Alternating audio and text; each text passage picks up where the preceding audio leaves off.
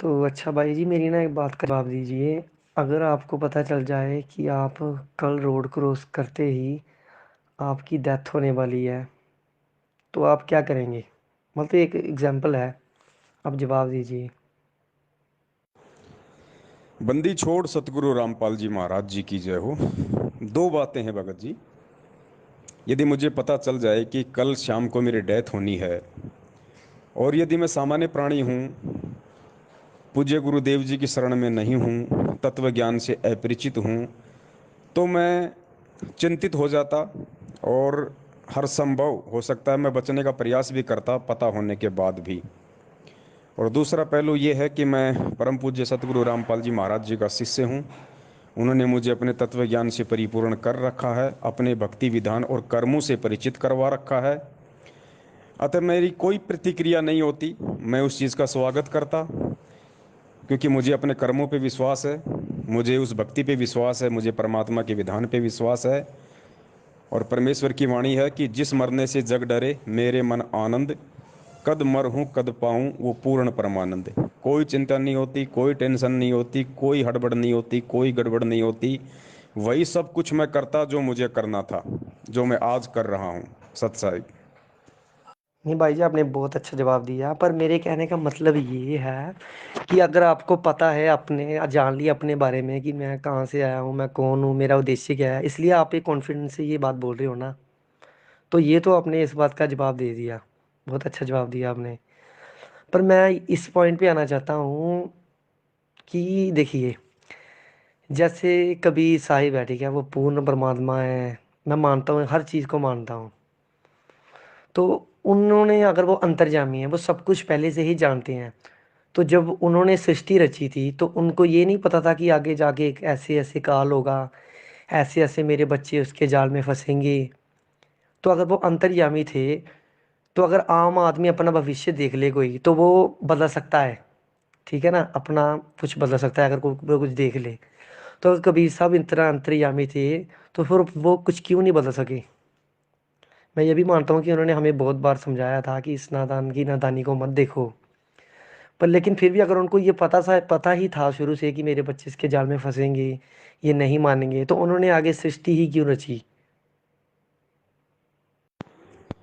बंदी छोड़ सतगुरु रामपाल जी महाराज जी की जय हो। भगत जी, इस बात के भी दो जवाब हैं। पहला जवाब तो ये है कि ये क्रिया परमपिता परमेश्वर कबीर साहिब जी की है। सृष्टि रचना उनकी अपनी मौज, उनकी अपनी मर्जी। एक सामान्य प्राणी होने के नाते और परमेश्वर की गति को किसी भी देश काल और परिस्थिति में ना समझ पाने के चलते हमें इस तरह के सवाल करना जायज़ नहीं है, क्योंकि ये परमेश्वर की रचना के ऊपर सवाल है। नंबर दो, ऐसा उन्होंने क्यों किया जबकि उन्हें पता था कि ये ऐसे ऐसे काल होगा, वो तप करेगा, 21 ब्रह्मांड लेगा, फिर जीवात्माएं उस पर आश्रित होंगी, फिर ये सभी लोग सतलोक से निष्कासित कर दिए जाएंगे, नीचे जाके 84 लाख योनियों में भरमेंगे, भटकेंगे, दुख उठाएंगे। इसका जवाब ये है भगत जी, यदि आपकी शादी हो चुकी है तो आप जी को अच्छे से पता है कि शादी के बाद जब बच्चे उत्पन्न होंगे, और जो बच्चे मैं उत्पन्न करूंगा वो बच्चे भगत जी मरेंगे, डेफिनेटली मरेंगे। और बच्चे मरेंगे तो फिर उनके मरने का बड़ा दुख होता है, बड़ा अफसोस होता है। हो सकता है बच्चों का एक्सीडेंट भी हो जाए, हो सकता है बच्चा अपंग भी पैदा हो जाए, मंद बुद्धि भी पैदा हो जाए, हो सकता है बच्चा आगे चल के कुसंगति में पड़ जाए, बुरे कर्म करने लग जाए, हो सकता है बच्चा मेरी आंखों के सामने भी मर जाए, हो सकता है बच्चा बड़ा होकर शराब पिए, बीड़ी पिए और मेरी पिटाई भी करे। ये सब चीजें पता होने के बाद भी एक इंसान क्यों बच्चे पैदा करता है? अब ये जवाब यदि आप मुझे दे सकते हैं तो मैं समझूंगा कि आपके सवाल में ही आपका जवाब है। यदि आपकी शादी हो चुकी है, आपके यदि बच्चे हो चुके हैं, तो आप जी स्वयं इसका जवाब दीजिए। यदि आपकी शादी नहीं हुई है तो आप जी अपने पिताश्री से इस बात का जवाब ले सकते हैं कि आपने मुझे पैदा क्यों किया, जबकि आपको अच्छे से पता था कि मैं आपकी आंखों के सामने मर भी सकता हूँ। हो सकता है मैं ढंग से पढ़ाई लिखाई ना करता, मैं किसी आतंकवादी संगठन से जुड़ जाता, क्योंकि माथे पे तो लिखा हुआ नहीं था पैदा करने से पहले कि आगे चल के मेरा भविष्य क्या होगा, मैं क्या क्या करूँगा, क्या क्या नहीं करूँगा। तो आपने मुझे पैदा क्यों किया? तो ये दो सवाल भगत जी आपकी बातों के हैं।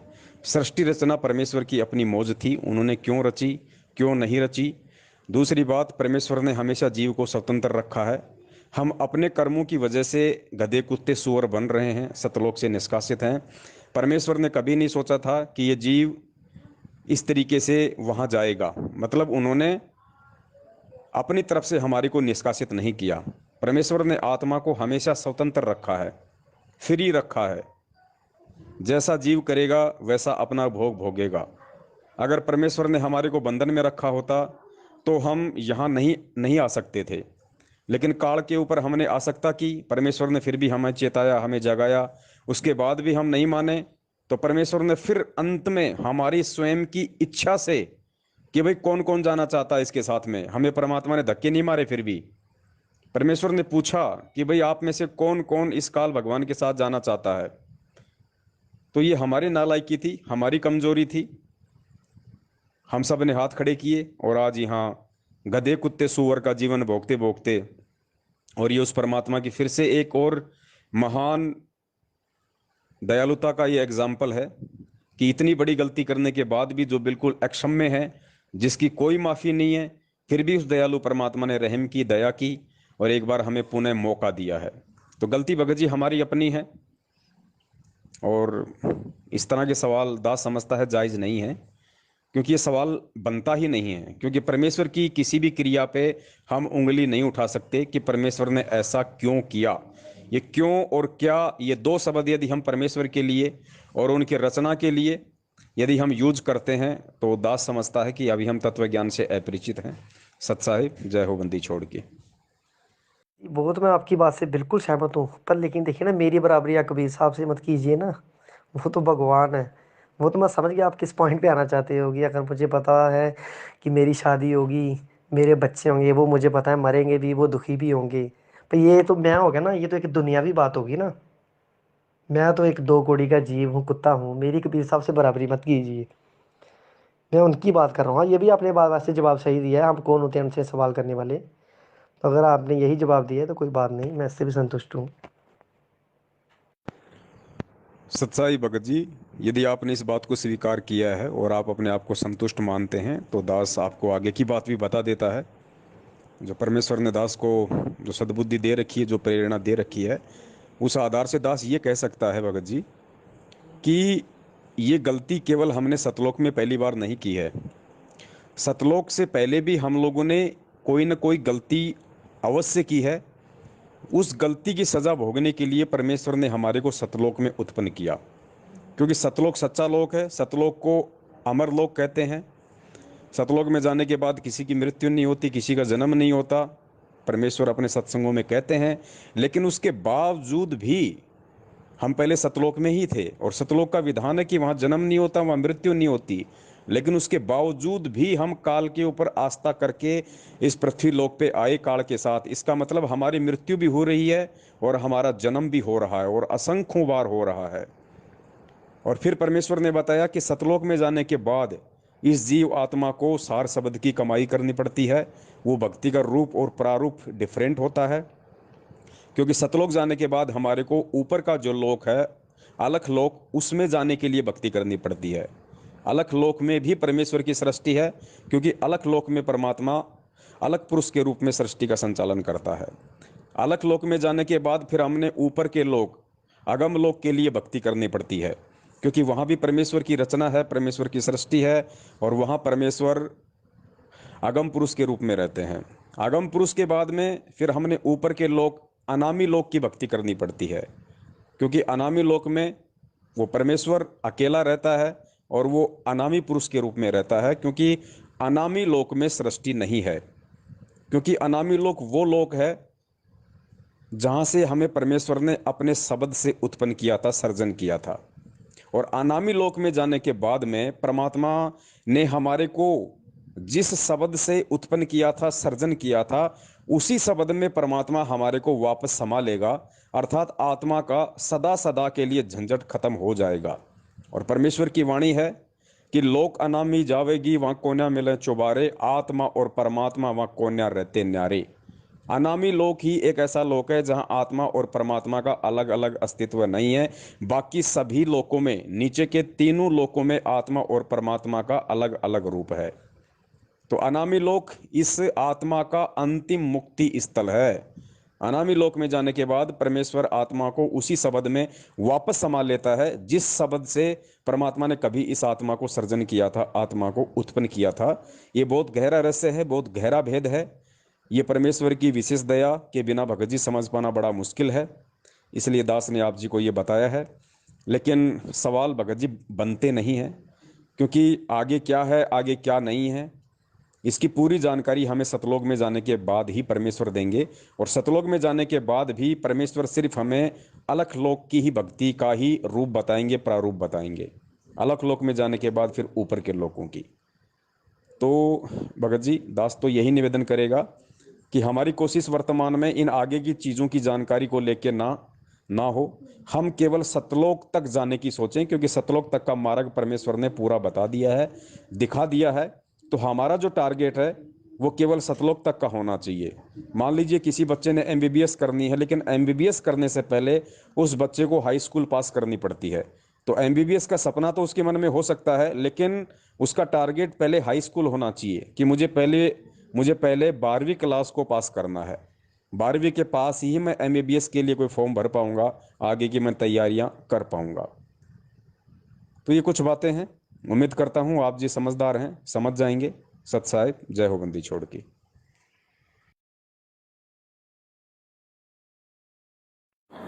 सतलोक में जाके सुरता संकट कट जा सारे, अलख लोक और अगम लोक के, यानी सतलोक में जाकर के फिर अलख अगम लोक को और सतनामी को हम वहां जाकर के प्राप्त करेंगे। वहां अलग से वहां भक्ति, हम चाहेंगे ऊपर जाना तो वहां भक्ति करेंगे, नहीं तो सतलोक में जैसे ही हम इस लोक ने छोड़कर आज जी को ना, और ये तो छुट्टे भी गा, तो वहां तो इतना आनंद हो जाएगा। वो आपकी इच्छा के ऊपर चलना या ना चलना, सतलोक तक जाने के बाद कोई कष्ट नहीं है, फिर पुनर्जन्म नहीं है।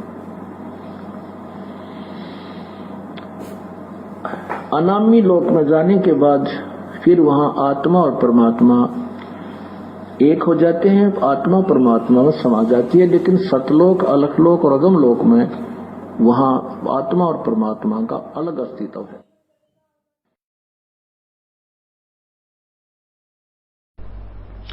जन्म मरण मिट जावे है सुरता, वो आनंद काया तेरी, सच कहूं ना झूठ रती बरी, बात मान ले मेरी। सतलोक में जाके सुरता संकट कट जा सारे, अलख लोक और अगम लोक के, यानी सतलोक में जाकर के फिर अलख अगम लोक को और सतनामी को हम वहां जाकर के प्राप्त करेंगे। वहां अलग से वहां भक्ति, हम चाहेंगे ऊपर जाना तो वहां भक्ति करेंगे, नहीं तो सतलोक में जैसे ही हम इस लोक ने छोड़कर आज जी को ना, और ये तो छुट्टे भी गा, तो वहां तो इतना आनंद हो जाएगा। वो आपकी इच्छा के ऊपर चलना या ना चलना, सतलोक तक जाने के बाद कोई कष्ट नहीं है, फिर पुनर्जन्म नहीं है।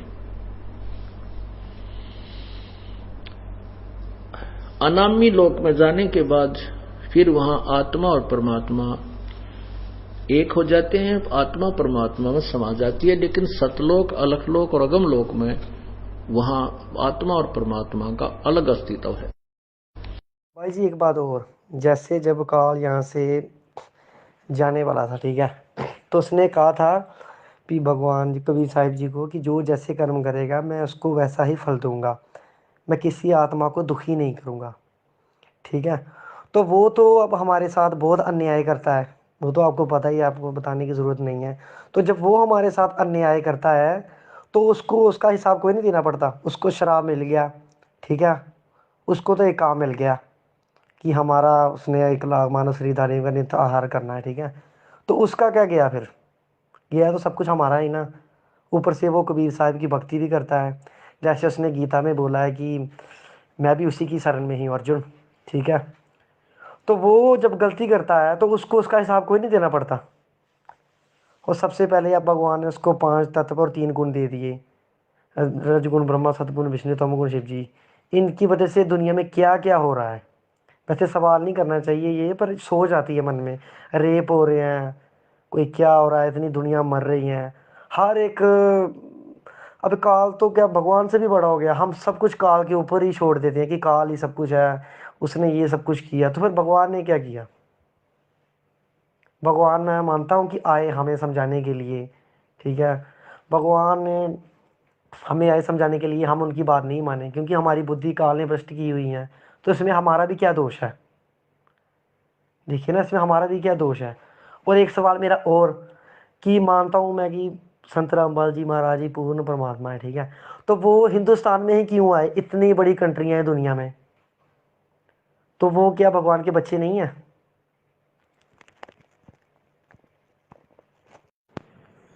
बंदी छोड़ सतगुरु रामपाल जी महाराज जी की जय हो। सतसाई भगत जी, ये सारी बातें विस्तार से और अच्छे तरीके से समझने के लिए मैं आप जी से प्रार्थना करूंगा कि आप पूज्य गुरुदेव जी के सत्संगों को कुछ दिन सुनिए, ध्यान से सुनिए, सृष्टि रचना को बार बार सुनिए। फिर भी आपने शंका जाहिर की है तो कुछ मैं आपकी मदद कर सकता हूँ पूज्य गुरुदेव जी के तत्व ज्ञान आधार से। आपने कहा कि भाई परमात्मा ने हमें ही गधा कुत्ता सूअर बनने के लिए या इतने दुख और परेशानियां भोगने के लिए क्यों बाध्य किया? क्या काल को इसकी कोई सज़ा नहीं मिलती? देखिए, जिसका जैसा कर्म है और जैसी जिसने परमपिता परमेश्वर के साथ में दगाबाजी की है, उस आधार से परमेश्वर ने काल को भी सज़ा दी है जैसा उसका कर्म है। गुरुदेव ने बताया कि जो ब्रह्मा जी हैं, जब ब्रह्मा जी मर जाता है एक, उसके बाद में जो विष्णु जी हैं वो मरते हैं, और विष्णु जी के बाद में जब 70,000 ये त्रिलोकीय शिव अर्थात शंकर भगवान मर जाते हैं, तब एक काल मरता है, काल की मृत्यु होती है। अर्थात एक ब्रह्मांड का सर्वनाश हो जाता है, सारे प्राणी दूसरे ब्रह्मांड में रख दिए जाते हैं। तो पूज्य गुरुदेव ने बताया कि काल और दुर्गा उस परमपिता परमेश्वर की शब्द शक्ति से, उनके वरदान से दूसरे ब्रह्मांड में जाते हैं, और वहां पे गुरुदेव की शब्द शक्ति से ये दोनों युवा शरीर में प्रकट हो जाते हैं। लेकिन जब ये शरीर छोड़ते हैं तो इनको भी उतनी ही पीड़ा होती है जितनी पीड़ा एक आम व्यक्ति को होती है। और गुरुदेव ने सर्प और उसकी केचली का एग्जाम्पल दिया कि जिस प्रकार सर्प को अपनी केचली उतारने के लिए कितना उसको पीड़ा सहन करनी पड़ती है, धीरे धीरे उतारनी पड़ती है, ठीक वैसी ही पीड़ा काल और दुर्गा को भी वो शरीर छोड़ते वक्त होती है। और दूसरे ब्रह्मांड में वो पुनः परमेश्वर के आशीर्वाद से, उनकी शब्द शक्ति से एक सिस्टम बना रखा है परमेश्वर ने, वो युवा रूप में प्रकट हो जाते हैं। और जितने भी प्राणी जो बीज रूप में परमात्मा के द्वारा दूसरे ब्रह्मांडों में रख दिए जाते हैं, फिर दोबारा से ठीक उसी प्रकार ये ब्रह्मा विष्णु महेश की उत्पत्ति करते हैं, फिर सृष्टि संचालन का पूरा सिस्टम ये लोग सेट करते हैं।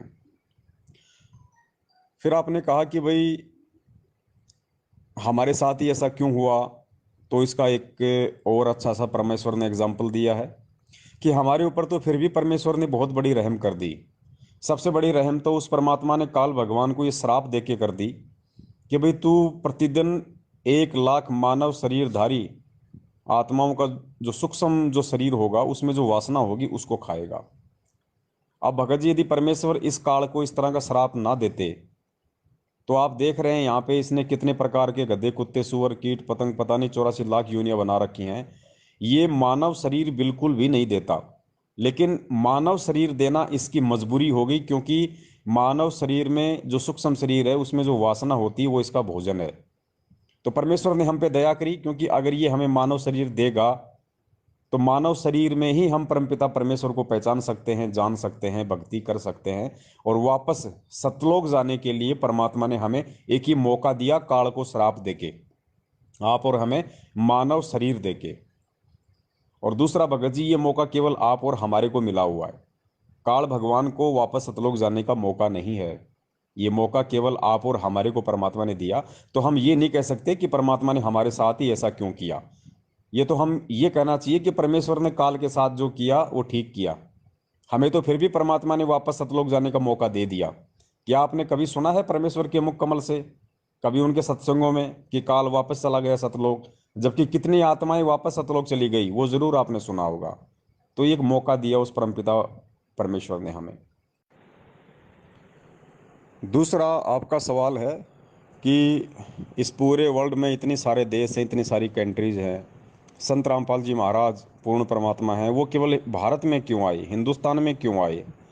तो ये सवाल भी आपका जायज़ नहीं है और कुछ कुछ जायज़ भी है।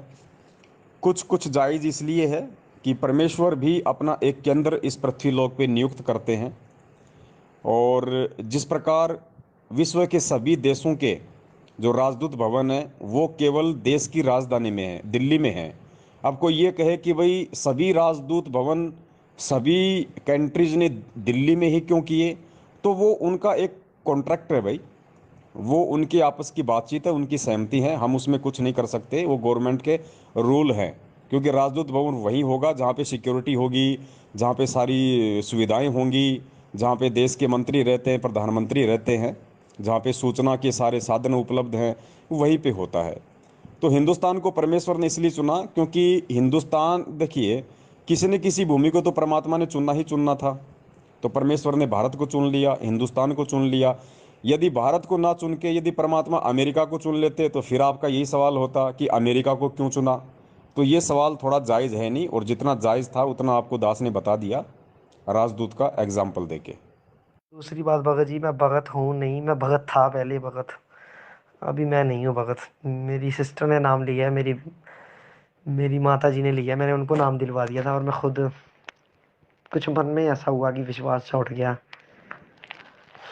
काश आप सही बोलते हैं कि हम तत्व ज्ञान से परिचित नहीं हैं, पर लेकिन नहीं यार भैया जी, मन नीच हो गया, मन से विश्वास ही उठ गया सब कुछ। अब आप इसको काल प्रेरणा कह दो, जो कहना है कह सकते हो, आप बड़े हो हम हमसे, उम्र में भी और ज्ञान में भी।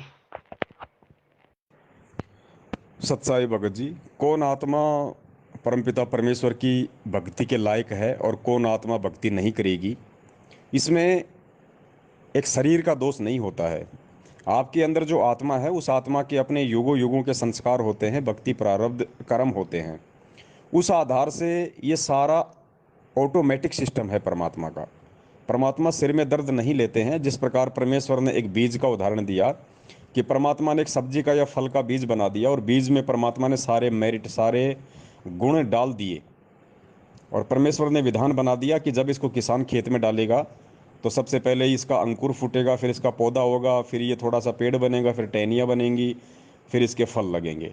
तो हर चीज़ का परमेश्वर ने एक विधान बना के छोड़ दिया है, उसके अकॉर्डिंग ही सारा काम होगा। अब माली यदि बीच में उसमें काट छांट करने की कोशिश करेगा, अपना दिमाग लगाएगा, तो वो पेड़, वो पौधा, वो फल उस तरीके से परिपक्व नहीं होगा जिस तरीके से परमेश्वर ने उसको बनने के लिए आशीर्वाद दिया है। तो ये आप जो हैं भगत जी, आपके शरीर का इसमें कोई दोष नहीं है। शरीर तो केवल एक माध्यम है इस आत्मा को परमेश्वर की भक्ति करने के लिए। लेकिन आपने किस युग में परमात्मा की, आपने कैसी भक्ति की, कैसी सेवा की, कैसा आपने दान पुण्य किया, उस आधार से परमपिता परमेश्वर ने आपका एक संस्कार निश्चित किया हुआ है। और जब ये आत्मा सतलोक से आई थी उसी समय परमात्मा ने सतलोक वापस पहुंचने का उसका पूरा सिस्टम सेट कर दिया था परमेश्वर ने उसी समय से। जैसे हम रात को मोबाइल में अलार्म भर के सो जाते हैं सुबह 4 बजे की, तो हमें जगने की जरूरत नहीं है, बार बार ये देखने की जरूरत नहीं है कि बजेगी कि नहीं बजेगी, हमें टेंशन लेने की जरूरत नहीं है। हमने वो टेंशन उस अलार्म को दे दी, हमने उसमें वो सिस्टम सेट कर दिया, वो सिद्धि हमने उसके अंदर डाल दी, वो भर दी हमने, तो वो ऑटोमेटिक 4 बजे ही बजेगी। तो इसी प्रकार परमपिता परमेश्वर ने इस आत्मा को जब सतलोक से निष्कासित किया, उसके बाद में आत्मा वापस सतलोक कब आएगी, कौन से युग में आएगी, कितनी बार ये मानव जन्म लेगी, कितनी बार ये पशु पक्षियों के जन्म लेगी, कितनी बार इसके साथ अच्छा होगा बुरा होगा, सब कुछ परमेश्वर ने सिस्टम सेट कर दिया था एक अलार्म की तरह। तो सब कुछ वैसा ही होगा भगत जी, आपके भक्ति करने से ना करने से कुछ नहीं होगा। देखिए, यदि नाम आपने लिया है तो भक्ति रूपी बीज तो आपने परमेश्वर के हाथों अपने अंतःकरण में डलवा लिया है। और परमेश्वर कहते हैं एक बार यदि कोई आत्मा मेरी शरण में आ जाती है उसके बाद वो अपनी नादानी, अपनी कमजोरी के चलते भले मुझसे दूर हो जाए, लेकिन परमात्मा उसको संभालता रहता है। मालिक कहते हैं जो जन मेरी शरण है ताका हूं मैं दास, और गैल गैल लाग्या फिरूं जब तक धरती आकाश। तो परमेश्वर उस आत्मा को फिर छोड़ते नहीं है। चाहे कितने ही युग लग जाएं, कितने ही जन्म उसको देने पड़ जाएं, परमात्मा एक न एक दिन उसको पार अवश्य करेगा। तो हो सकता है आज आप वर्तमान में ये बातें सोच रहे हैं कि भाई मैं भक्ति नहीं कर रहा, मेरा विश्वास नहीं हो पा रहा। ये विश्वास पैदा करना परमेश्वर के बाएं हाथ का काम है। वो चुटकी बजाते ही विश्वास भी पैदा कर दे और विश्वास तोड़ भी दे। तो आप बोल रहे हैं, लेकिन वो परमेश्वर क्या करेगा क्या नहीं करेगा ये उसके ऊपर निर्भर करता है। हो सकता है आप दोबारा से पुनः बहुत अच्छी तरीके से भक्ति पे लग जाएं, आप पहले से भी ज़्यादा दृढ़ हो जाएं। या हो सकता है परमेश्वर ने आपको फिर किसी जन्म में अपनी शरण में लेना हो, धीरे धीरे आपके ऊपर भक्ति का रंग चढ़ा के फिर मालिक ने आपको अपनी भक्ति में उस तरीके से लगाना हो जैसा वो चाहते हैं। तो इसमें आपका कोई दोष नहीं है, क्योंकि शरीर का कोई दोष नहीं है भगत जी। इसमें आत्मा के जो संस्कार होते हैं वो कोडवर्ड में फीड होते हैं, उसी के अनुसार इस आत्मा ने चलना है और वापस सतलोक जाने के लिए तैयार होना है। एक बार और बोल देता हूँ भगत जी, मुझे सच बताओ ना अपने दिल की बात। मुझे सतगुरु रामपाल जी महाराज से कोई गिलवा शिकवा नहीं है, क्योंकि उन्होंने तो देखिए पूरी दुनिया हम बचपन से लेके आज तक सुनते आए हैं, हिंदू मुसलमान के झगड़े, ये हो रहा है वो हो रहा है। उन्होंने ये साबित किया है कि भगवान कौन है, परमात्मा कौन है। गुरु नानक देव जी ने कहा एक ओंकार सतनाम श्री वाहिगुरु। साईं बाबा जी ने कहा सबका मालिक एक, पर वो एक मालिक है कौन, ये सतगुरु रामपाल जी महाराज जी ने साबित किया है। उनके लिए मेरे दिल में बहुत आदर है, बहुत सम्मान करता हूँ मैं उनका। मैं मेरी मेन भगवान के साथ थोड़ी सी मैं शंका समाधान कर शंका होती है मुझे, लेकिन रामपाल जी महाराज से मुझे कभी कोई कोई गिरवा शिकवा नहीं है। मैं गुरुद्रोही नहीं हूँ, उनकी तो मैं पूरी बात सपोर्ट करता हूँ, वो जो बोलते हैं सच बोलते हैं। सत्साई भगत जी, बिल्कुल आपने सही कहा। आप जी गुरुद्रोही की श्रेणी में बिल्कुल भी नहीं है, आप जी गुरु विमुख हैं। और वो किसी भी कारण से इंसान हो सकता है, लोकलाज की वजह से हो सकता है, समाज परिवार और रिश्तेदारों के दबाव से हो सकता है, या अपने किसी भक्ति प्रारब्ध संस्कार के थोड़ा बहुत जो माड़ापन उसमें आ जाता है उसकी वजह से हो सकता है। तो आगे का काम उस परमेश्वर का है, वो कब आपको सेट करें, कब आपको वापस भक्ति से लगाएं। और बाकी आप जी भी परमेश्वर से प्रार्थना करते रहिए, परमेश्वर सद्बुद्धि देते हैं, हर चीज़ को समझने की शक्ति देते हैं, पावर देते हैं, सोच देते हैं, बुद्धि देते हैं। तो मैं तो निवेदन करूंगा कि ये सुनहरा मौका है, क्योंकि ये कलयुग का एक तरीके से आप और हमारे लिए तो अंतिम चरण है भाई। क्योंकि हम तो नहीं चाहते कि आगे हमारा मानव जन्म हो, हम तो इसी जन्म में पार होना चाहते हैं। उम्मीद तो यही है और कोशिश भी यही रहेगी, क्योंकि पिछली पीढ़ी है, मोक्ष मार्ग है। इसमें जो हम प्राप्त कर सकते हैं वो अनंत कल्प युगों तक फिर नहीं कर सकते। तो आपकी जो भी शंकाएं हैं आप जी निसंकोच होकर रख सकते हैं कि किस कारण से आप जी भक्ति पे दोबारा से नहीं लगना चाहते हैं। परमेश्वर दया करेंगे तो दास जरूर समझाने की कोशिश करेगा। और वैसे यदि आपकी इच्छा नहीं हो रही तो फिर ये आपका पिछला जो भक्ति संस्कार है उसकी कुछ कमजोरी कही जा सकती है। बैटरी इतनी चार्ज नहीं है, लेकिन उस बैटरी को चार्ज करने का माध्यम भी केवल परमपिता परमेश्वर सतगुरु रामपाल जी महाराज जी से बारंबार प्रार्थना ही है, सिर्फ प्रार्थना। सत साहिब। और भाई जी मेरा एक सवाल और है कि जैसे मान लीजिए कि हम एक कुत्ते के आगे हड्डी रखते हैं, तो वो कुत्ता क्या करेगा, उसको हड्डी को खाएगा ही ना। तो वैसे ही जब वैसे तो उसे अ, सत्संगों में कहते हैं कि काल माया देख के पलट गया। ठीक उसी प्रकार काल के आगे जब परमात्मा ने लड़की का युवा रोज बना के उसके साथ पास भेजा था, उसकी बहन के साथ भेजा था कि जहाँ अपनी बहन को ले जा, परमात्मा के दूसरे पुत्र को उसने कहा था, परमात्मा जी ने कहा था कि ले जा अपनी बहन को। तो जब उसके पास वो लेकर गए थे, तो परमात्मा को नहीं पता था कि इसने यही काम करना है। सत्साई भगत जी, बिल्कुल आपने सही कहा अपनी सोच आधार से।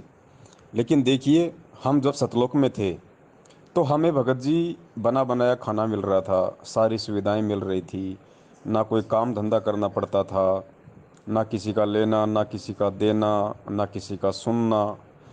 और आप यहाँ अपने व्यावहारिक जीवन में देख सकते हैं, एक जो एमपी एमएलए या किसी बहुत बड़े मंत्री प्रधानमंत्री का जो बेटा होता है वो कितना आवारा किस्म का होता है, उसमें कितना अहंकार होता है, क्योंकि वो यथार्थ जीवन से जुड़ा हुआ नहीं होता है, वो पंख लगा के उड़ता रहता है। उसको आटा चीनी दाल का भाव मालूम नहीं होता है, क्योंकि उसने कभी भी अपनी मेहनत से और अपने बुद्धि विवेक से काम नहीं किया, क्योंकि वो फ्री का खा रहा है। इसलिए उसे ना किसी के दर्द का कोई एहसास है, ना किसी की तकलीफ का कोई एहसास है। तो सतलोक में ये स्थिति हम आप और हम सभी आत्माओं की थी, क्योंकि सतलोक में सिर्फ हमारे को ज्ञान था, तत्व ज्ञान नहीं था भगत जी। सिर्फ ज्ञान था, तत्व ज्ञान नहीं था। और दास ने आपको पहले बता दिया कि ये गलती हमने पहली बार कोई सतलोक में नहीं की, सतलोक से पहले भी हमसे गलतियां बनी हैं। तभी परमेश्वर ने इस प्रोसीजर के माध्यम से, और परमेश्वर ने ये तत्व ज्ञान समझाने के लिए और अपनी महिमा बताने के लिए, अपनी पहचान करवाने के लिए कि वास्तव में परमेश्वर है कौन, परमेश्वर चाहते क्या हैं, इसलिए ये झटका भगत जी परमपिता परमेश्वर जी ने आप और हमें दिया है। अब इस पृथ्वी लोक पे आने के बाद में आज हमें भगत जी उन चीज़ों का एहसास हो रहा है, आज हमें सत्यता का मालूम पड़ रहा है। क्या इतना ज्ञान होने के बाद एक तत्वज्ञानी भगत, क्या आज वो गलती कर सकता है जो गलती हमने शतलोक में काल के ऊपर आस्था करके की, जबकि आज तो उसके विपरीत हो रहा है। आज हम उस परमात्मा से आस्था जोड़ने के लिए हम काल जैसी शक्तियों को त्याग रहे हैं, उनको छोड़ रहे हैं। और जैसा आपने कहा कि यदि कुत्ते के आगे हड्डी डाल दी जाए तो वो उसको खाएगा ना। फिर आपने काल का एग्जाम्पल दिया कि परमेश्वर ने दुर्गा के सामने एक युवा और सुंदर लड़की बना के क्यों पेश किया। वो रीजन यही था भगत जी, आप और हम आत्माओं को झटका देने के लिए, हमें सत्यता से परिचित करवाने के लिए। हमारे अंतःकरण में जो मैल जमा था, हम जो पहचान नहीं पा रहे थे उस परमपिता परमेश्वर को, उसकी पहचान करवाने के लिए। जबकि वही हड्डी यदि आज आप और हमारे सामने डाली जाए तो क्या हम उस हड्डी को खाएंगे? बिल्कुल नहीं खाएंगे। आज देखिए परमेश्वर ने कितना चेंज कर दिया। परमेश्वर ने हर चीज को समझा दिया कि भाई ये विषय विकार वासना ही तुम्हें सतलोक से यहां लेके आए थे, तुम्हें फंसा के। और जब तक तुम इन चीजों का परित्याग नहीं करोगे ज्ञान आधार से, जब तक तुम सही और गलत में फैसला नहीं करोगे, परमेश्वर को पहचानोगे नहीं, तब तक तुम सतलोक नहीं जा सकते, उन सुखों को तुम वापस पुनः प्राप्त नहीं कर सकते। तो आज भगत जी हम कुत्तों के सामने यदि ऐसी कोई हड्डी डाली जाए, कोई वासना रूपी हड्डी या कोई लोभ लालच रूपी हड्डी, कोई माया रूपी हड्डी, तो हम तो भगत जी उसकी तरफ देखें भी नहीं, क्योंकि परमेश्वर ने सत्यता से परिचित करवा दिया। तो कहाँ सतलोक वाला गुण आज तक हमारे अंदर है? जो गलती काल भगवान ने वहां की थी, क्या वो गलती एक सामान्य प्राणी आज नहीं कर रहा, जो गुरुदेव की शरण में है, जो उनके ज्ञान को समझ चुका है, जो अपना मकसद केवल सतलोक में जाना ही जो है वो बना चुका है। उसके सामने चाहे कैसी हड्डियां डालो, चाहे दुर्गा से भी कितनी सुंदर औरतें लाके क्यों ना खड़ी कर दो, जो समझ चुका है उस परमेश्वर को और जो समझ चुका है इस तत्व ज्ञान को, वो उस हड्डी की तरफ देखेगा भी नहीं भगत जी। तो आप ये नहीं कह सकते कि भाई हड्डी को डालेगा तो उसको खाएगा ही खाएगा, ऐसा नहीं होता है। जब परमेश्वर का ज्ञान हो जाता है, जीव को वास्तविक जो मर्म है, उसने जो गलतियां की है और परमेश्वर का क्या मिशन है, जब उस चीज को समझ जाता है तो भगत जी वो उस हड्डी के चक्कर में फिर नहीं पड़ता, वो फिर उस हड्डी के चक्कर में पड़ता है जिसके विषय में गुरुदेव ने अपने पुराने सत्संगों में कहा है कि यहाँ तो तुम एक बोतल दारू की पी के अपने आप को तुम समझते हो कि नशा हो गया, मैं तो मस्त हो गया, लेकिन वो तो 2 घंटे बाद में उतर जाएगी फिर वो टेंशन। और गुरुदेव ने कहा कि सतलोक जाने के बाद में तुम 100 बोतल दारू की पी लो, ऐसा नशा तो तुम्हारे 24 घंटे रहेगा वहां पे। तो हमको परमात्मा ने उस वास्तविक सत्य से, उन वास्तविक सुखों से फिर परमात्मा ने हमारे को परिचित करवा दिया। और ये होना बहुत जरूरी था भगत जी। इसलिए परमात्मा कहते हैं कि अब जब तुम वापस सतलोक में जाओगे तो अब तुम्हारा दोबारा से पुनर्जन्म नहीं होगा, क्योंकि तुम्हारे को ये कष्ट याद रहेंगे, तुम्हारे को ध्यान रहेगा। ऊपर से जब तुम नीचे देखोगे तो तुम्हारे को जैसे किसी गटर में जो कीड़े वगैरह होते हैं वो रेंगते हुए जो नजर आते हैं ना, उस तरीके से ये पृथ्वीलोक तुम्हारे को दिखाई देगा। इसलिए तुम वापस गलती नहीं करोगे जो गलती तुम पहले करके आए हो। इसलिए परमेश्वर ने कहा कि वापस जाने के बाद में फिर तुम्हारा पुनर्जन्म नहीं होगा, फिर तुम ऊपर के लिए ही प्रस्थान करोगे, नीचे की तरफ आने की नहीं सोचोगे। सत साहिब। एक भाई मेरा सवाल ये है अभी, देखिए जैसे कोई व्यक्ति किसी लड़की के साथ रेप करता है तो वो उसके अंदर वो चीज़ है, ठीक है, उसके वो रजोगुनी ज़्यादा प्रभावित हो गया है, ठीक है। तो उसमें मतलब कि वो चीज़ उसको तंग कर रही है, आप समझ रहे हैं ना। तो सतलोक में तो वो चीज़ थी ही नहीं, काल के पास तो लिंग था ही ना, था ही नहीं, था ही नहीं था। तो फिर उसके मन में ये कैसे आ गया? आत्मा की एक सोच हो सकती है, लेकिन सतलोक में वहां पे ऐसा शरीर नहीं था, तो वो फिर ये चीज़ कैसे कर सकता था? ये भी मेरा सवाल है एक। तो इस सवाल का जवाब मुझे थोड़ा विस्तार से दीजिए कि वहां पे तो लिंग नहीं था, ये तो परंपरा यहाँ से चली है। तो का आत्मा की एक सोच हो सकती है, ठीक है। तो फिर सोच ही क्या सेक्स कर सकती है? सत्साई भगत जी, आप जी को परमपिता परमेश्वर सतगुरु रामपाल जी महाराज जी के तत्व ज्ञान आधार से दास ने पहले ही ये क्लियर कर दिया है कि सतलोक पूर्ण मुक्ति स्थान नहीं है। सतलोक जाने के बाद हमने फिर आगे के लोकों की भक्ति करनी है। अनामी लोक आत्मा का पूर्ण मुक्ति स्थान है, लेकिन उसके लिए हमने इस प्रोसीजर से गुजरना पड़ेगा। हमने जो भक्ति जो परमेश्वर ने हमें बताई है, इस माध्यम से हमारे को इन सभी लोकों को पार करते हुए सबसे पहले सतलोक जाना है, और सतलोक जाने के बाद फिर हम अंतिम मुक्ति स्थल अनामी लोक में पहुंचेंगे। जिस प्रकार एक बच्चे को एमबीबीएस करनी है तो सबसे पहले उसने स्कूल में एडमिशन लेना पड़ेगा, वो डायरेक्ट वहाँ नहीं चला जाएगा। सबसे पहले उसने एडमिशन लेना पड़ेगा, फिर उसको 1 2 3 4 5 करके उसको 10th तक जाना पड़ेगा, उसके बाद 12th पास करनी पड़ेगी, फिर एमबीबीएस का फॉर्म अप्लाई करना पड़ेगा, फिर 3 या 4 साल उसकी पढ़ाई करनी पड़ेगी, फिर वो एमबीबीएस के लिए सेलेक्ट किया जाता है, उसके बाद भी उसकी ट्रेनिंग होती है। तो इस प्रकार भगत जी ये एक प्रोसीजर है। आपने कहा कि सतलोक में ये सब चीज़ें है ही नहीं, तो उसके मन में ये सब विकार उत्पन्न कहाँ से हुए, उसके मन में वासना कहाँ से जागृत हुई? भगत जी सतलोक में सब कुछ है, क्या नहीं है सतलोक में? आप इस 21 ब्रह्मांड में जो भी कुछ देख रहे हैं, ये कहाँ से आया है? ये 5 तत्व, ये 3 गुण, ये सब कुछ कहाँ से आए? ये सतलोक से ही तो आए हैं, कहीं और से थोड़ी आए हैं। तो पहले ये सब कुछ सतलोक में ही तो था। ये जो पहाड़ आप देख रहे हैं, ये आप जो ये रचनाएं आप देख रहे हैं, ये नदियां आप जो देख रहे हैं, ये झरने आप देख रहे हैं, ये सब क्या है? ये समुद्र आप जी देख रहे हैं, ये नदियां देख रहे हैं, क्या है? ये यहां आने के बाद नहीं बनी है। ये सब कुछ सतलोक से बनी बनाई आई हैं। परमात्मा ने खाली इस प्लाट को ऐसे की ऐसे अपनी शब्द शक्ति से यहां भेज दिया। या आप जो ये पहाड़ जो देख रहे हैं, जो हिमालय देख रहे हैं, या अन्य कोई पहाड़ यदि आप देख रहे हैं, यार ये सारे पहाड़ सतलोक में थे, ये वहीं से आए हैं। सिर्फ अंतर इतना है कि सतलोक में ये सब मतलब कि नूरी थे, यहां आने के बाद में ये 5 तत्व और 3 गुण में तब्दील हो गए। बाकी सेम रचना गुरुजी ने बताई कि इस 21 ब्रह्मांड की जो रचना है वो नकली है और सतलोक की रचना असली है। तो ये 5 तत्व, ये 3 गुण, ये सूरज, ये चांद, ये सब कुछ वहीं तो थे। परमेश्वर ने सृष्टि रचना में बताया कि जब इसने 70 2 बार इसने तप किया, और सबसे पहले तो परमेश्वर ने इसको 21 ब्रह्मांड दे दिए, दूसरी बार इसने 70 तप किया तो इसने कुछ रचना की सामग्री मांगी। तो परमेश्वर ने कहा कि बेटा तेरा जो भाई है जो कूरंब, उसके पास चला जा, मेरा नाम ले देना, और उससे जाके तू 5 तत्व और 3 गुण ये सृष्टि रचना की सामग्री ले आ। तो काल वहां पे चला गया। जाने के बाद में उसने देखा कि कूरम अपनी जो है साधना कर रहा था, वो ध्यान मगन था। तो काल ने उसको आवाज लगाई, वो नहीं जागा। तो काल को थोड़ा गुस्सा आया कि मैं बोल रहा हूं और ये मेरी तरफ ध्यान नहीं दे रहा।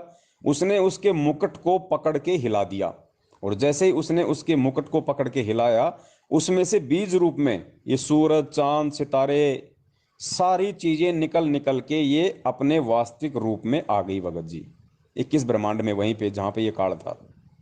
उसके बाद जब कूरम जागा तो उसने गुस्सा किया। फिर परमात्मा ने आकाशवाणी की कि बेटा ये नादान है, ये मूर्ख है, और तू इसका बड़ा भाई है, तू समझदार है, तू इसके बराबर मत, तू तेरे को इसके बराबर नहीं होना है। और आज के बाद मैं इसको और श्राप देता हूं कि इसके लोक में कभी भी शांति नहीं रहेगी, ऐसे ही हड़बड़ी रहेगी जिस प्रकार इसने तेरे साथ में की है, जो इसने जल्दबाजी की है ना, इसके लोक में भी सदा ऐसे ही रहेगा। तो ये श्राप भी गुरुदेव ने बताया कि वहीं से लगा हुआ है। तो 5 तत्व 3 गुण इसको भगत जी सतलोक से तो मिले थे। अब ये तो है नहीं कि भाई जो आत्मा थी उसको खाली काल नहीं देखा होगा। बाकी आत्माओं ने भी तो काल को, उसको, दुर्गा को देखा होगा ना, क्योंकि परमेश्वर ने उसको युवा बनाया था, उसको सुंदर लड़की बनाया था, फिर काल के पास में भेजा था। तो काल उसके ऊपर मोहित क्यों हुआ, काल वासनाग्रस्त क्यों हुआ? क्योंकि इसने सबसे पहले वहां की मर्यादा तोड़ी थी। सबसे पहले काल भगवान ने ही सतलोक में मर्यादाओं का हनन किया था। तो जाहिर सी बात है, पांचों तत्वों का और तीन गुणों का इसके ऊपर असर हो गया। एग्जाम्पल के लिए, आपके घर में लाइट है, लाइट बहुत अच्छा काम कर रही है, आपको बिल्कुल भी परेशान नहीं कर रही। गर्मी में आपको पंखे से हवा मिल रही है, एसी चल रही है, कूलर चल रहा है, आपकी मिक्सी चल रही है और सारे काम कर रही है, आपके जीवन को बहुत आसान बना रही है, भौतिक सुविधाओं के लिए बहुत अच्छी है। अगर आप अपनी नालायकी से उसी लाइट के नंगे तार को यदि आप छू लोगे तो क्या होगा? वो आपके ऊपर वो असर करेगी जैसा उसका असर है, आपके बेटे पे नहीं करेगी। बेटे को तो फिर भी एसी से हवा मिल रही है, क्योंकि लाइट को आपने छुआ है, आपने गलती करी है, आपने जो नियम जो हैं उसके, इलेक्ट्रिसिटी के, कि भैया अगर इसको हाथ लगाओगे नंगे तार को तो ये ऐसा झटका मारेगी। तो काल ने वही किया भगत जी वहाँ पे। सबसे पहले मर्यादाओं का हनन इसी ने किया, तप इसी ने किया, अलग से राज्य प्राप्ति की लालसा इसी ने की, सारा और पांच तत्व तीन गुण भी इसी ने मांगे। तो इसके ऊपर वो असर करना ही करना था भगत जी। तो वो पांच जो है तीनों गुणों का असर काल के ऊपर हुआ, तो वासना उसी के अंदर जागृत होनी थी। और ये होना इसलिए भी था क्योंकि दास ने आपको पहले ही बताया, क्योंकि हम आत्माओं को सबक परमात्मा ने सिखाना ही सिखाना था। तो निमित्त तो परमात्मा ने किसी न किसी को बनाना ही बनाना था, वरना परमात्मा शुरू में ही सृष्टि रचना खुद क्यों ना कर देते। अगर परमेश्वर शुरू शुरू में सृष्टि रचना अगर अचिंत को ना सौंप के यदि स्वयं ही सृष्टि को रच देते, तो कहाँ तो अक्षर पुरुष को पैदा करना पड़ता, ना अक्षर पुरुष पैदा होता, ना वो मानसरोवर में जाके सोता, ना परमात्मा ने अंडे से काल को उत्पन्न करना पड़ता। तो ये खेल सारा भगत जी परमात्मा का है। अवगत की गति को हम नहीं जान सकते। दास भी केवल एक आकलन लगा रहा है, ये नहीं कह रहा कि जो मैं जो कह रहा हूं बिल्कुल सही है, लेकिन जितनी मुझे परमेश्वर ने बुद्धि बख्शी है और जो प्रमाण जो संकेत हैं परमपिता परमेश्वर के, उस तत्व ज्ञान आधार से दास केवल ये एक आइडिया लगा रहा है जो दास की नज़र में बिल्कुल सही साबित होता नजर आ रहा है। तो खेल बाकी सारा भगत जी परमपिता परमेश्वर का है। हम उनकी किसी भी क्रिया के ऊपर, इन क्रियाओं के ऊपर स्पेशली हम कोई भी प्रश्न खड़ा नहीं कर सकते। क्यों नहीं कर सकते? क्योंकि जवाब तो हर चीज का है, लेकिन परमेश्वर यदि हमें जवाब दे भी देंगे तो हमारी बुद्धि में आएगा नहीं। कैसे नहीं आएगा? उसका गुरुजी ने एक एग्जाम्पल दिया। गुरुजी ने एग्जाम्पल ये दिया कि एक जो पांचवी क्लास का बच्चा होता है वो भी हिंदी पढ़ना सीख जाता है, और एक बीए और पीएचडी का बच्चा है वो भी हिंदी जानता है, लिखना और पढ़ना। अब यदि कोई पीएचडी की जो पुस्तक है और जो शब्द लिखे हुए हैं, उन शब्दों को पांचवी क्लास का बच्चा पढ़ तो देगा क्योंकि हिंदी में लिखा हुआ है कि भाई प्रतिरोधक या प्रतिशोध, उसने पढ़ दिया। लेकिन कोई उससे ये कहे कि बेटा इसका मतलब क्या होता है, तो पांचवी क्लास का बच्चा नहीं बता पाएगा कि प्रतिरोधक और प्रतिशोध का क्या मतलब होता है। बीए वाला जरूर बता देगा। तो अभी इन सब बातों को जो सवाल आप कर रहे हैं ये परमेश्वर तो बता देंगे, लेकिन हमारी बुद्धि उनको समझने के लायक नहीं हुई भगत जी, क्योंकि परमेश्वर का तत्व ज्ञान करोड़ों जीबी का है और हमारी जो मेमोरी है भगत जी वो कुछ एक एमबी की है। समझ रहे हैं? कुछ एक एमबी, और एमबी में भी 90% तो कचरा भरा हुआ है, गंदगी भरी हुई है। ये रागनियां, ये फिल्मी गाने हैं, ये गंदी नजरें, उल्टे सीधे कर्म कुकर्म, गाली गलौच, कचरा भरा हुआ है कुछ एक एमबी के अंदर भी। और परमेश्वर का ज्ञान है करोड़ों जीबी का, तो इतनी आसानी से नहीं समाएगा भगत जी। परमेश्वर ने उसका एक ही माध्यम बताया है। यदि आपने किसी खारे पानी के मटके को मीठा करना है तो उसका एक ही तरीका है कि उसमें मीठा पानी डालते रहो डालते रहो डालते रहो। एक समय ऐसा आएगा वो खारा पानी निकल जाएगा, उसमें खाली मीठा ही पानी रह जाएगा। तो सत्संग सुनना ही इन सब चीज़ों को समझने का एक अंतिम विकल्प है, एक अंतिम माध्यम है। सत्संग। रहा सवाल भाई, मेरा मन क्यों उठा, इतनी अच्छी लैंड मैंने भगवान की क्यों छोड़ दी? तो सही बात यह है कि मेरी माता जी को ना कोई बाहर या नुस्खा है, कोई बात जो चीज़ होता है ना, कोई भूत प्रेत का, 30-35 साल का दुख है उनको। तो उन्होंने नाम लिया था, तो मुझे लगा वो ठीक हो जाएंगी। तो वो रेगुलर करते रहे, उन्होंने मर्यादा का भी पालन किया, थोड़ी सी भोली सी भी हैं वो, भगवान से क्या छिपाए। और सच बोलने में कैसा, सच बोलने में क्यों हिचकिचाएं हम। तो वो ठीक ही नहीं हुई, वो ऐसे तड़पती हैं जैसे कोई मच्छी नहीं तड़पती। तो वो ठीक ही नहीं हुई। तो मेरा इसलिए थोड़ा सा मन, वहाँ से मेरा उठ गया मन, दुनिया में कोई भगवान नहीं है, ऐसा नहीं हो सकता, वैसा नहीं हो सकता। बीच में ठीक भी हो जाती हैं, पर ऐसे पहले भी होता था, फिर नाम लेने से क्या फ़ायदा हुआ। वैसे इतनी बात कहनी नहीं चाहिए, परमात्मा ने अपने सत्संग में सब कुछ बताया है। पर लेकिन मैं ये कह रहा हूँ कि कहीं ना कहीं ये भी एक कारण था। सत्साई भगत जी, परमात्मा अंतर्यामी होते हैं, और आप किस भाव से उनकी पूजा कर रहे हैं, किस भाव से आप उनसे नाम दीक्षा लेने जा रहे हैं, ये उनसे छुपा हुआ नहीं होता है, भले हम उनसे छुपाने की कोशिश करें। आप लोगों के जो भाव थे वो केवल प्रेत बाधा को दूर करवाने तक ही सीमित थे, जबकि परमेश्वर का विधान है और परमात्मा चाहता है कि ये जीव जिसका अनंत युगों के बाद में बिल्ली के भाग का छीका टूटा है, ये सारे जोड़ जुगाड़ इसके सही तरीके से सेट हुए हैं। कलयुग की पिछली पीढ़ी, साक्षरता, परमात्मा आया हुआ, हमें परमात्मा ने अपने समकालीन समय में पैदा किया, भक्ति दी, शरण में लिया। तो हमारा एकमात्र जो मकसद है, जो टारगेट है सतगुरु से जुड़ने का, वो केवल मोक्ष प्राप्ति होना चाहिए। और मोक्ष प्राप्ति के लिए हम तभी जुड़ पाएंगे जब सबसे पहले हम उनके सत्संग सुने, सत्संगों को अच्छे से सुन के हम ये एक धारणा बना लें, एक टारगेट बना लें कि हमें करना क्या है। उसी मकसद से हम परमात्मा से हम जुड़ें। अगर हम मोक्ष के लिए जुड़ेंगे तो फिर भगत जी बाकी की जितनी भी समस्या है, ये प्रेत पुरेत हैं क्या भगत जी? ये तो चुटकी बजाने जितना काम नहीं है परमेश्वर के लिए। यदि हम आत्म कल्याण के लिए परमेश्वर के जो है शरण में आ जाएं तो। लेकिन मकसद ही आप लोगों को केवल प्रेत बाधा से छुटकारा पाना था, तो परमेश्वर को भगत जी हर आत्मा के आगे तक का पता है कि ठीक है, इस नादान की ये प्रेत बाधा तो ठीक हो जाएगी, लेकिन जैसे ही इसकी प्रेत बाधा ठीक होगी, चूंकि ज्ञान इसने समझा नहीं, तो ये इस मार्ग पे नहीं टिक पाएगी। किसी की भी कहने से, सुनने से, या किसी भी सामाजिक दबाव से, या परिवार वालों के कहने से, ताने मारने से ये निश्चित तौर से भक्ति को छोड़ेंगे।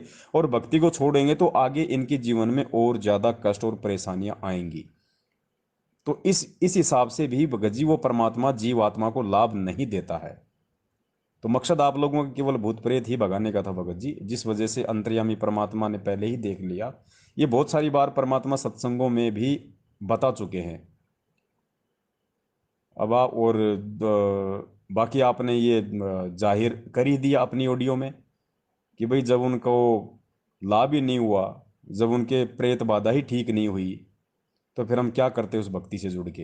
तो देखिए, जो बात आप आज कह रहे हैं, ये बात उस परमात्मा को पहले से पता थी, जब तक कि आप लोगों ने नाम दीक्षा भी नहीं ली थी। तो एक रामायण में भी चौपाई है ना, जहाँ की रही भावना जैसी, प्रभु मूरत देखी तिन तैसी। तो वो उसी के अनुसार भगत जी वो फल प्राप्त करता है। इसीलिए परमात्मा बार बार ये जोर देते हैं कि भैया पहले सत्संग सुनो, एक बार सुनो, दो बार सुनो, 10 बार सुनो, 100 बार सुनो। ये जरूरी नहीं होता है कि आश्रम में अगर आप किसी के साथ चले गए तो आपने नाम दीक्षा लेना जरूरी है, ऐसा कुछ नहीं है। गुरुदेव ने कहा कि 10 बार आओ, चाहे 50 बार आओ, या खाओ, सोओ, पियो, नहाओ धो, सब फ्री सुविधाएं हैं।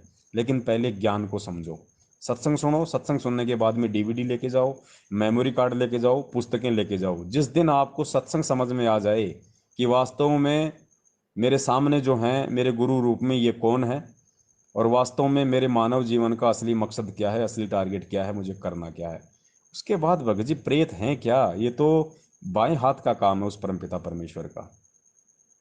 और दूसरी बात भगत जी, ये आपकी माता जी का अपना संस्कार था।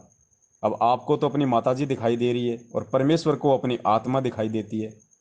तो मालिक ने तो अपने हिसाब से ट्रीटमेंट करना है ना। अब डॉक्टर के पास कोई जाता है तो वो तो डॉक्टर ने देखना है कि इसका रोग किस प्रकार का है। तो डॉक्टर आपके कहने से ये थोड़ी है कि भाई शाम को ही मेरी माता जी को ठीक कर दो, शाम तक मेरे माता जी को ठीक कर दो। माता जी को हो गया कैंसर, माता जी को लगेंगे 2 साल, तो आपके कहने से काम नहीं होगा। दूसरी बात, आपकी माता जी के प्रारब्ध और संस्कारों पे निर्भर करता है। अब जैसे कोई जुकाम का मरीज है, वो तो हॉस्पिटल में जाते ही 2 घंटे में ठीक हो जाए, 2 दिन में ठीक हो जाए। और एक पूछ गए वहाँ पे कोई कैंसर का, कोई एड्स का रोगी, उसको 5 साल भी लग जाएं, उसका लंबा ट्रीटमेंट भी चलेगा। तो इसी प्रकार जैसे परमेश्वर की वाणी है कि जब ही सतनाम हृदय धर्यो भयो पाप को नाश, जैसे चिनगारी अग्नि की पड़े पुराने घास। परमेश्वर कहते हैं सतनाम जिस दिन आपने ले लिया, सच्चा नाम, उस दिन के बाद आपके पाप कर्मों का सत्यानाश होना शुरू हो जाता है। लेकिन ये डिपेंड करता है कि आपके पाप कर्म कितने हैं। अब परमेश्वर ने बताया जैसे घास है, एक तो 2 किलो घास है और एक 5 टन घास है, तो माचिस तो अपना तुरंत काम करेगी। अगर आप 2 किलो घास को लगाओगे तो तुरंत वो लग जाएगी, और वही माचिस, वही सतनाम यदि आप 5 टन के लगाओगे तो भी लग जाएगी। लेकिन किसके पाप कर्म कितने हैं ये निर्भर करता है। उसी हिसाब से भगत जी धीरे धीरे उस आत्मा को राहत मिलती है। तो ये आप लोगों की सत्संग ना समझ पाने के चलते ये कमजोरी थी, और आप लोगों ने अपने मन में फिर परमपिता परमेश्वर के प्रति ये दोष देख लिया। तो भगत जी फिर कहाँ फायदा होना था, क्योंकि भक्ति का नियम है, ये विधान है कि नाम दीक्षा लेने के बाद यदि आपको अपने गुरु में भक्ति में जरा सा भी कोई संदेह या शंका प्रकट हो गई, उसी समय आप नाम रहित हो जाओगे। तो आपके मन में तो कितनी शंकाएं आई होंगी, तो आप तो नाम रहित हो चुके थे। और नाम रहित होने के बाद भगत जी परमात्मा की पावर उस आत्मा तक, उस घर में नहीं पहुंचती है। तो सबसे पहले आप लोगों ने सत्संग सुनने थे भाई। और आज वर्तमान में ये खाली आपके साथ नहीं है, आज सन 2014 के बाद जो ये नाम लिए जा रहा है सतलोक आश्रम मैनेजमेंट हरियाणा के फर्जी नामदान केंद्रों से, यही रीजन है। कोई 2 महीने रुकता है, कोई 6 महीने रुकता है, लाभ हुआ तो ठीक है, नहीं तो छोड़ो, किसी और को पकड़ो। क्यों? क्योंकि ज्ञान कोई नहीं समझ रहा और ना कोई किसी को ज्ञान समझा रहा। बस ये कहते हैं हमारे गुरु जी की शरण में आ जाओ, तेरे भूत भग जाएंगे, तेरे बेटे की शादी हो जाएगी, इसकी नौकरी लग जाएगी। भगत भी यही प्रचार करते हैं। कोई नहीं कहता कि सबसे पहले ज्ञान समझो, इस पुस्तक में क्या लिखा हुआ है उसको जानो पहचानो। सबको ये चिंता है कि मेरा टारगेट कम ना रह जाए, लोग ये ना कहते हैं कि यार तूने तो इतने भगत जोड़े, तूने तो केवल इतने भगत जोड़े। तो सबको चिंता ये है कि ज्यादा से ज्यादा भगत जोड़ूं।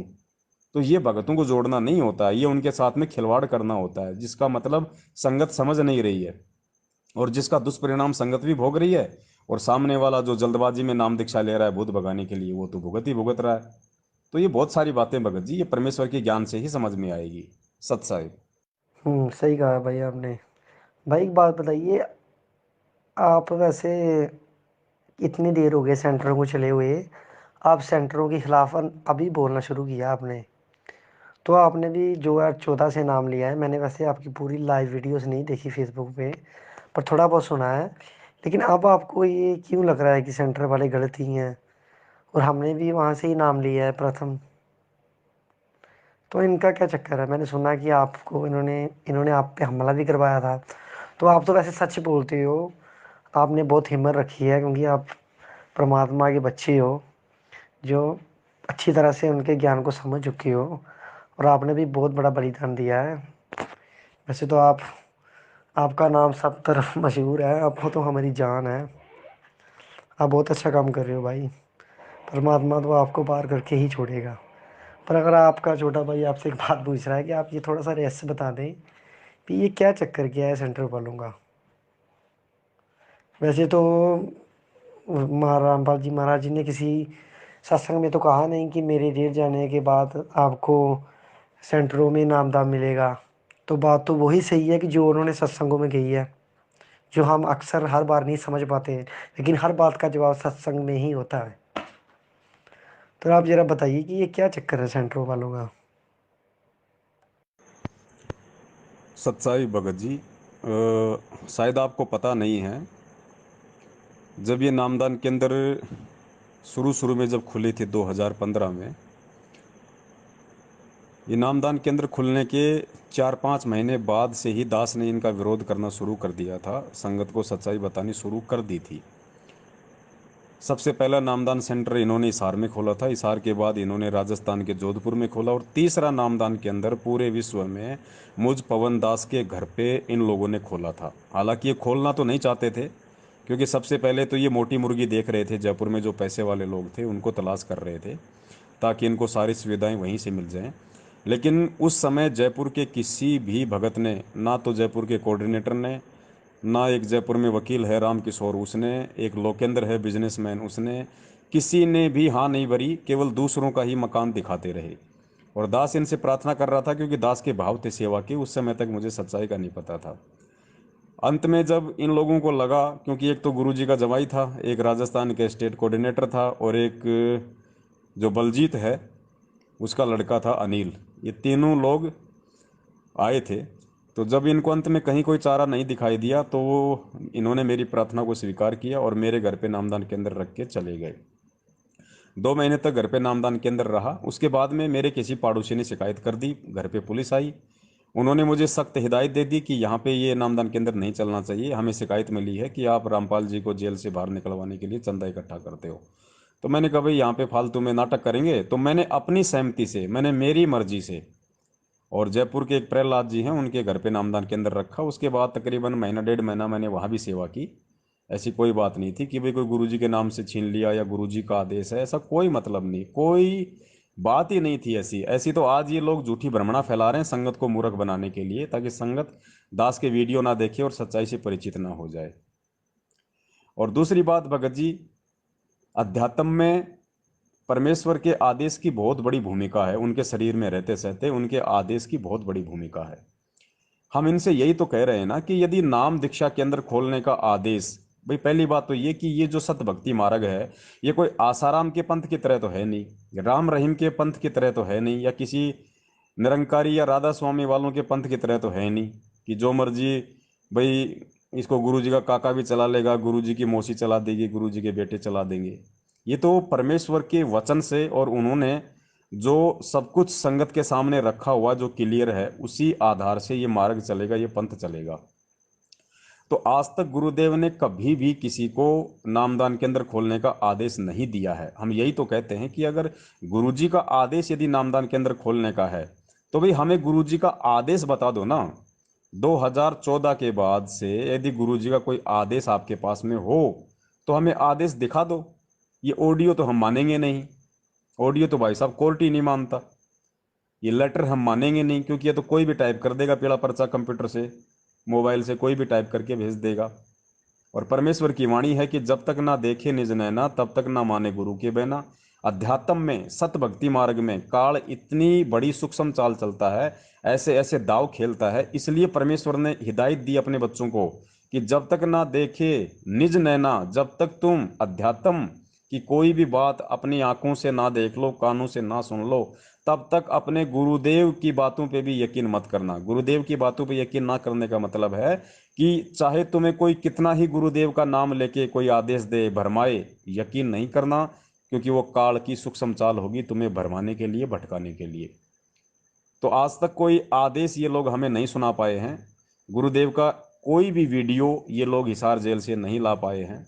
जबकि ऐसी बड़ी बड़ी डींग मारते हैं कि हिसार जेल से 500 पेज की पुस्तकें लिख के आ रही है। कितनी पुस्तकें इन्होंने संगत में प्रचारित कर दी। आए दिन ये दिन में 2 या 3 पीले पर्चे निकालते हैं और कहते हैं कि गुरुजी ने भेजे हैं लिख लिख के। हैं कोई 25-30 ये लोग 200-200 300-300 500 पेज की पुस्तकें संगत में बांट चुके हैं 2014 के बाद, ये कहकर के गुरुजी हिसार जेल से लिख लिख के भेज रहे हैं। तो बताइए फिर वीडियो क्यों नहीं आ सकता, जबकि गुरुजी के भाई महेंद्र ने तो खुद अपनी ऑडियो में जिक्र किया है कि जेल में क्या नहीं जा सकता। जेल में तो अफीम भी जाती है, जेल में गांजा भी जाता है, जेल में मोबाइल भी जाता है। अरे जब सब कुछ जेल में जाता है तो एक छोटा सा वीडियो बाहर क्यों नहीं आ सकता भाई साहब। लेकिन आएगा कैसे, क्योंकि संत वचन पलटे नहीं, चाहे पलट जाए ब्रह्मांड, ये सत भक्ति है। परमात्मा कबीर जी धरती पे प्रकट हैं। दोगले वो कभी हो नहीं सकते, दोगले वचन वो कभी बोल नहीं सकते, क्योंकि वो उनके आचरण में नहीं। और परमात्मा एक वचन अपना बहुत पहले बोल चुके हैं सत्संग में कि भैया ये डीवीडी से जो नाम दीक्षा है ये मेरे सतलोक जाने के बाद दी जाएगी, दास इसकी व्यवस्था करके जाएगा, उसके बाद में सारा नाम भी डीवीडी से ही दिया जाएगा। लेकिन जब तक दास शरीर में है तब तक दास ही देगा। जबकि डीवीडी 2005 में ही बन चुकी थी, और 2006 में गुरुजी जेल में गए थे। उससे पहले 2 साल गुरुजी जेल में रहे थे, 2006-2008। तो जब डीवीडी 2005 में बन चुकी थी तो 2005 से 2006 से 2008 के बीच उन 2 वर्षों में नामदान केंद्र कहीं क्यों नहीं खोले गए। डीवीडी तो उस समय भी थी जी, गुरुजी को जेल में तो लेके नहीं गए थे, डीवीडी इन्हीं लोगों के पास में थी। जबकि उस समय तो नाम शुद्धिकरण के लिए 2 साल तक कोई नाम शुद्धिकरण केंद्र भी नहीं खुला था, जबकि वो तो खुल जाना चाहिए था। इससे ये सिद्ध होता है कि सतगुरु का जो वचन होता है वो फाइनल है। गुरुदेव ने कह दिया कि मेरे सतलोक जाने के बाद डीवीडी से नाम दीक्षा देने की व्यवस्था की जाएगी, तो सत्य है, इसमें परमात्मा हेर फेर नहीं करेगा वर्तमान में। और आदेश क्या होता है, आदेश वो होता है जो गुरु जी ने बताया। हमारे दादा गुरुदेव स्वामी रामदेवानंद जी महाराज जी ने जब संत रामपाल जी महाराज जी को नाम दीक्षा देने का आदेश दिया तो उन्होंने पूरी संगत को इकट्ठा किया। पहले सबको एक टाइम दे दिया कि उस दिन सारी संगत इकट्ठी हो जाओ, सब लोग आए। उसके बाद गुरुजी ने अपने जो दादा गुरुजी थे उन्होंने अपने पूज्य गुरुदेव जी को खड़ा किया और कहा कि भाई आज के बाद ये नाम दिया करेगा, गुरुजी का नाम लेके कहा, और जो इससे नाम दीक्षा नहीं लेगा उसका मेरा कोई संबंध नहीं है, और जिन्होंने मेरे से नाम दीक्षा ले रखी है वो भी दोबारा से इससे नाम दीक्षा लो, वरना उसका अध्यात्म जीवन शुरू नहीं है। तो जो समझदार थे उन्होंने तो नाम दीक्षा ले ली, जिन्होंने नहीं लेना था उन्होंने नहीं ली। तो वो होता है आदेश नाम दीक्षा का। तो ऐसा कोई आदेश बता दो, सत्संगों में बता दो, आज तक 2014 के बाद का कोई वीडियो दिखा दो, या गुरुजी का ऐसा कोई भी सत्संग दिखा दो जिसमें गुरुजी ने यह कहा हो कि ये जो बरवाड़ा में जो डीवीडी से नाम दीक्षा दी जा रही है 2009 से 2014 तक, ये मेरा आदेश है।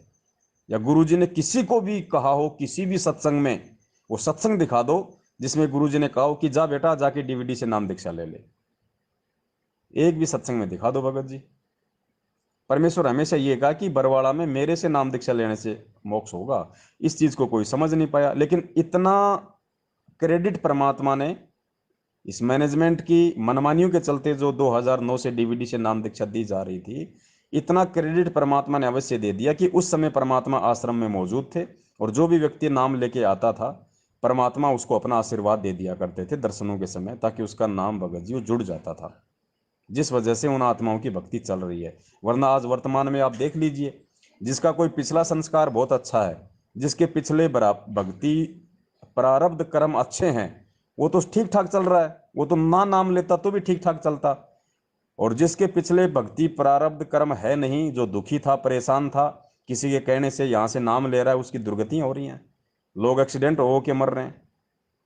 महाराष्ट्र का जिक्र मैं बार बार करता हूं, 2 बस भर के आ रही थी पिछले साल हिसार तारीख पे जाने के लिए, 13 भगत मर गए एक्सीडेंट में। 13 भगत मर गए जिसमें बच्चे भी शामिल थे, 4 के तो सिर धड़ से अलग हो गए। बताइए कहाँ रक्षा हुई उनकी? क्या गलती कर रहे थे? क्या सभी ने गलती कर रखी थी? क्या सभी के नाम खंड थे? वो तो गुरुजी के दर्शन के लिए जा रहे थे ना। जो गुरुजी के दर्शनों के लिए महाराष्ट्र से इतना खर्चा करके हिसार आ रहा है, उसकी कहाँ मर्यादा खंड होंगी? उसके कितने अच्छे भाव होंगे, लेकिन फिर भी उसकी मौत क्यों हुई? क्योंकि वो मनमाना आचरण था। मैनेजमेंट के कहने पे ये लोग चल रहे हैं, गुरु के आदेश पे नहीं चल रहे।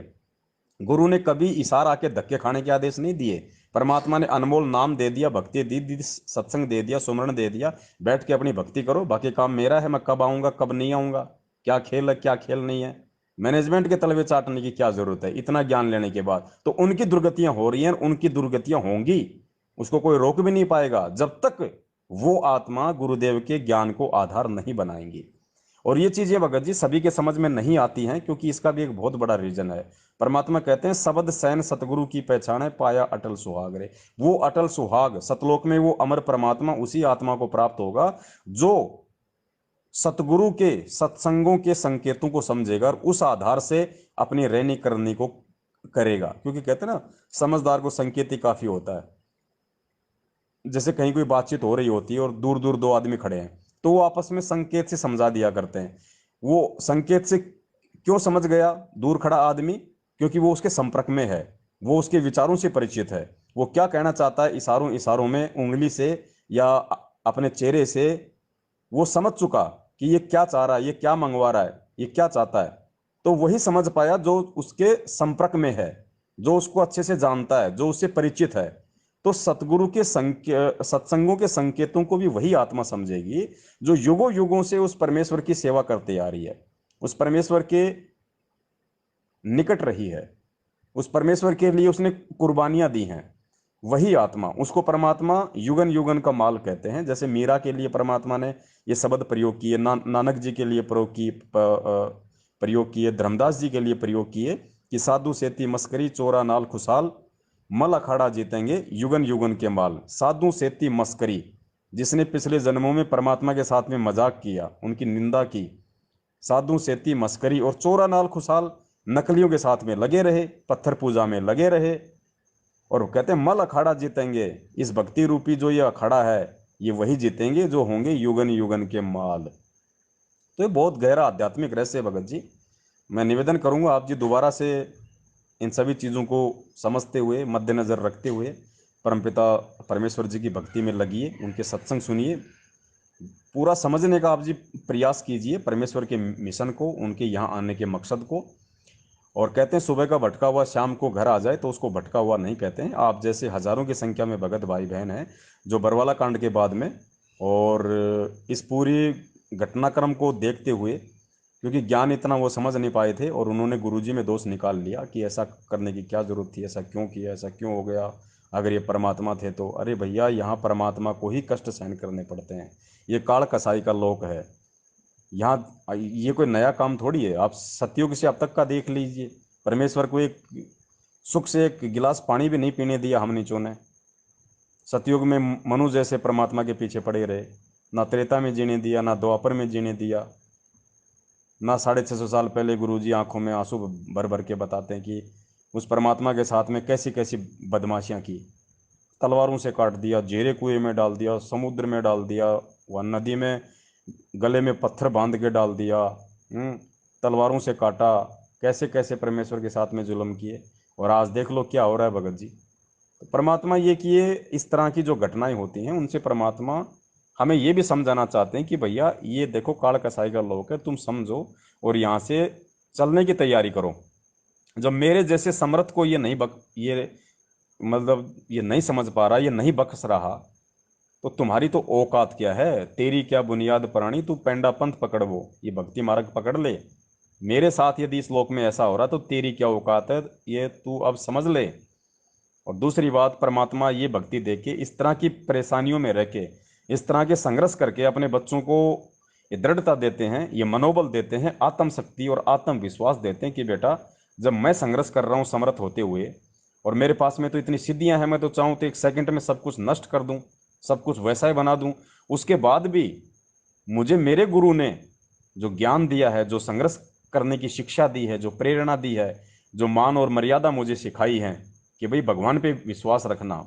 परमात्मा एक दिन सुनेगा कि भाई कबू तो दीन दयाल के भिनक पड़ेगी कान, राम नाम रटते रटते रहो जब तक घट में प्राण। कि मुझे मेरे गुरुदेव ने जो संघर्ष की जो शिक्षा दी है, जो जो बातें बताई हैं, जो मर्यादा में रहना बताया है, परमात्मा पे विश्वास करना बताया है, कि कभी तो हमारा भी समय आएगा। उस आधार से मैं परमात्मा पे विश्वास करके ये संघर्ष कर रहा हूँ, मैं लगा हुआ हूँ, ज्ञान को समझ चुका हूँ। तो ये परमात्मा एक भूमिका करके दिखा रहे हैं। तो भगत जी हमें एग्जाम्पल दे रहे हैं परमात्मा, क्योंकि ये समस्याएं तो हमारे सामने भी आएंगी। जब ये भक्ति हम करेंगे तो समस्या तो हमारे साथ भी आएंगी। काल हमें भी परेशान करने की कोशिश करेगा, किसी को भी निमित्त बनाएगा हमारे ऊपर इस तरह के ये प्रेशर थोपने के लिए। तो हमने किस प्रकार हमारी रहने करने को रखना है, हमने किस प्रकार गुरुदेव के ज्ञान को आधार बना के संघर्ष करना है, किस प्रकार हमने धैर्य बना के रखना है, ये बहुत सारी चीजें हैं। ये परमेश्वर के ज्ञान से, उनसे प्रार्थना करते रहने से ही भगत जी हमारे समझ में आएंगी।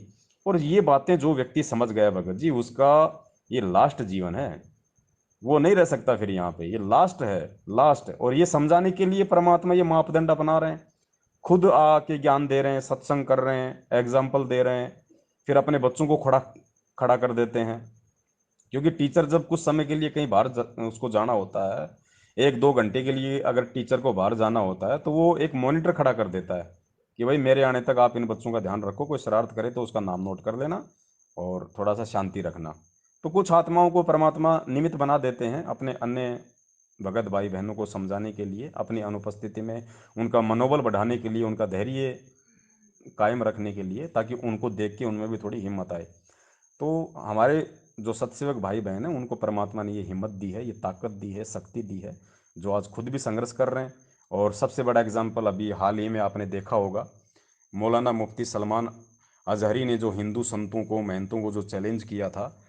और अब देखिए किस प्रकार परमात्मा के सत्सेवक बच्चों ने सैकड़ों की संख्या में वीडियो बना बना के उसके चैलेंज को स्वीकार किया, निर्भय होके, निडर होके। ऐसा नहीं कि बस खाली फोकट में कर दिया, नहीं, अगर समय आए तो हम जाएंगे, हम अग्नि में प्रवेश होंगे उस परमेश्वर का नाम लेके। परमात्मा धरती पे है, धर्म की हानि नहीं हो सकती, क्योंकि मालिक खुद आज इस पृथ्वी पे। अगर ऐसा हुआ तो फिर ना भक्ति ना कोई भगवान। जबकि हजरत मोहम्मद का नाम आते तो भगत जी आज से पहले ये एग्जाम्पल, वो पीले पर्चे हैं हमारे पास में, जब भी कभी हजरत मोहम्मद का ऐसा कोई मामला उठा है मैनेजमेंट ने तुरंत पीला पर्चा निकाल दिया कि भैया गुरुजी का आदेश है, हजरत मोहम्मद पे कोई टिप्पणी नहीं करनी, मुसलमान धर्म पे कोई टिप्पणी नहीं करनी। इनको पता था, क्योंकि इनको विश्वास तो है नहीं, इनको भक्ति और भगवान पे और गुरुदेव पे। इन्होंने सोचा अगर हम ये मुद्दे पे अगर कुछ बोलेंगे, या हमारे जो ये सोशल मीडिया सेवादार है ये अगर कोई पोस्टर बनाएंगे, कुछ प्रतिक्रिया देंगे, सरकार ने एक्शन ले लिया तो हमारे आश्रम छिन जाएंगे, हमारे नामदान केंद्र बंद हो जाएंगे, हमारा जो ये अरबों का, ये करोड़ों का जो धार्मिक धंधा हमने लोगों को मूर्ख बना के जो खोल रखा है देश विदेश में, हमारा धंधा बंद हो जाएगा। फिर हमारे ऐशो आराम और ये जो ये अय्याशियाँ हम लोग जो करते हैं, इनके लिए पैसा कहाँ से आएगा। तो डर उन लोगों को होता है जिनका कोई स्वार्थ होता है, और जो परमार्थ के लिए परमेश्वर से जुड़ते हैं, उनके मार्ग पे चलते हैं, उनको कुछ भी खोने का डर नहीं होता। भगत जी कहते हैं ना कि नंगे आदमी का नहाएगा क्या और निचोड़ेगा क्या। तो हम सत्सेवकों का तो वो हाल है भगत जी, हम तो नंगे हैं, हम तो सब कुछ अपना परमात्मा को सौंप चुके हैं, हमारा अपना कुछ है ही नहीं। तो हमारा कौन क्या बिगाड़ेगा, और क्या बिगाड़ लेगा हमारा, और क्या बिगड़ जाएगा।